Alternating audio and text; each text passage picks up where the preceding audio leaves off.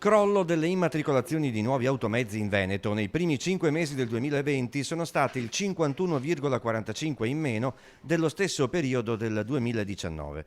Un'altra delle conseguenze del coronavirus. A maggio 2020 in provincia di Padova, per esempio, si è registrato un meno 39,79% di passaggi di proprietà rispetto a maggio dello scorso anno. Le tasse di queste operazioni finanziano le province che ora hanno grandi difficoltà a far quadrare i conti e a gestire, per esempio, i circa 70 edifici scolastici che fanno parte del grande patrimonio dell'ente. La provincia aveva 32 milioni di euro a bilancio, 32 milioni che erano quelli che il gettito che doveva derivare dall'IPT, che è la tassa di immatricolazione delle macchine. Oggi quei soldi ci mancano, sono arrivati 7 milioni di euro ad oggi, capite che la programmazione per il prossimo anno è difficile. Noi stiamo utilizzando i fondi dell'anno scorso dove la provincia ha messo 8 milioni di euro.